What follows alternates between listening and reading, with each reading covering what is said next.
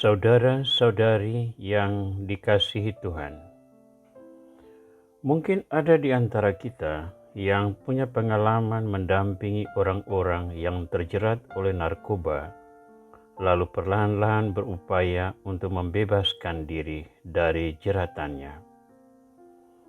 Rata-rata orang-orang yang terjerat narkoba memulai pengalamannya dengan mencoba-coba. Ketika ia sudah menikmati narkoba tersebut, ia sulit melepaskan diri. Pengalaman ini menunjukkan bahwa sesuatu yang kecil dan sederhana yang bisa membuat orang terlena dapat berakibat fatal ketika sudah menjadi besar dan membuat orang sulit melepaskan diri. Demikianlah dosa-dosa yang dilakukan oleh manusia. Pada awalnya, suara hati mungkin masih cukup tajam untuk menyadari bahwa dosa itu tak layak untuk dilakukan. Namun ketika orang mulai menikmati buah-buah dosa itu, ia terlena dan menganggap dosa itu bukan sebuah perkara besar. Ia tetap pada kenikmatannya itu, lalu menemukan diri terjerat oleh dosa di saat ia sudah tak sanggup melepaskan diri lagi. Kita masih dalam rumpun refleksi mempersiapkan diri untuk menyambut kedatangan Kristus yang kedua kali. Dalam episode ke-85 ini, saya mengajakmu untuk merenungkan tema berjaga-jaga. Tindakan berjaga-jaga merupakan satu langkah penting yang harus dilakukan semua orang beriman agar tidak terlena dalam jeratan dosa yang memabukkan. Menghantar refleksi ini, mari kita membaca Injil Lukas bab 12 ayat 35 sampai 48. Yesus bersabda, "Hendaklah pinggangmu tetap berikat dan pelitamu tetap bernyala. Dan hendaklah kamu sama seperti orang-orang yang menanti-nantikan tuannya yang pulang dari perkawinan, supaya jika ia datang dan mengetuk pintu, segera dibuka pintu baginya. Berbahagialah hamba-hamba yang didapati tuannya berjaga-jaga ketika ia datang. Aku berkata kepadamu, sesungguhnya ia akan mengikat pinggangnya dan mempersilakan mereka duduk makan, dan ia akan datang melayani mereka. Dan apabila ia datang pada tengah malam atau pada dini hari dan mendapati mereka berlaku demikian, maka berbahagialah mereka. Tetapi ketahuilah ini, jika tuan rumah tahu pukul berapa pencuri akan datang, ia tidak akan membiarkan rumahnya dibongkar. Hendaklah kamu juga siap sedia, karena Anak Manusia datang pada saat yang tidak kamu sangkakan." Kata Petrus, "Tuhan, kamikah yang Engkau maksudkan dengan perumpamaan itu atau juga semua orang?" Jawab Tuhan, "Jadi siapakah pengurus rumah yang setia dan bijaksana, yang akan diangkat oleh tuannya menjadi kepala atas semua hambanya untuk memberikan makanan kepada mereka pada waktunya? Berbahagialah hamba yang didapati tuannya melakukan tugasnya itu ketika tuannya itu datang. Aku berkata kepadamu, sesungguhnya tuannya itu akan mengangkat dia menjadi pengawas segala miliknya. Akan tetapi, jikalau hamba itu jahat dan berkata di dalam hatinya, Tuanku tidak datang-datang, lalu ia mulai memukuli hamba-hamba laki-laki dan hamba-hamba perempuan dan makan minum dan mabuk, maka tuan hamba itu akan datang pada hari yang tidak disangkakannya dan pada saat yang tidak diketahuinya, dan akan membunuh dia dan membuat dia senasib dengan orang-orang yang tidak setia.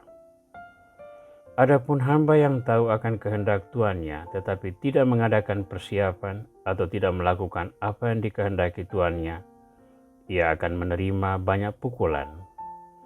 Tetapi barang siapa tidak tahu akan kehendak Tuannya dan melakukan apa yang harus mendatangkan pukulan, ia akan menerima sedikit pukulan. Setiap orang yang kepadanya banyak diberi, daripadanya akan banyak dituntut.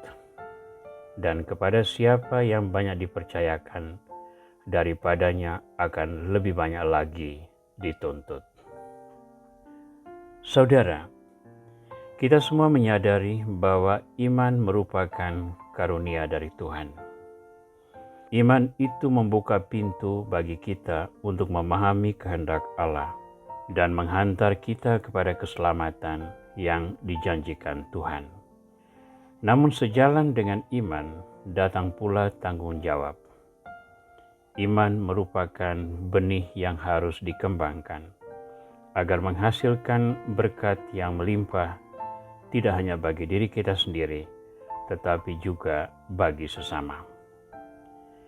Namun di dalam upaya mewujudkan kewajiban iman tersebut, kita berhadapan dengan rupa-rupa godaan yang membuat kita menyimpang dari jalan yang sudah ditentukan Tuhan. Kita lalu mengabaikan kewajiban iman. Bahkan lebih buruk dari itu, kita melakukan hal-hal yang bertentangan dengan iman, sehingga kita tidak menjadi alat bagi rahmat Tuhan, melainkan alat bagi kuasa kegelapan. Dalam banyak perkara kita menemukan bahwa buah-buah kegelapan seringkali membawa kenikmatan yang begitu nyata, sehingga orang bisa berprasangka bahwa itu adalah sesungguhnya karunia Tuhan. Padahal karunia Tuhan itu selalu bergandengan dengan salib, selalu bergandengan dengan pengendalian diri, selalu bergandengan dengan kewajiban-kewajiban pokok yang menunjukkan korban yang berkelanjutan. Bagi kita orang beriman, semua tindakan kita harus mencerminkan kesadaran tersebut.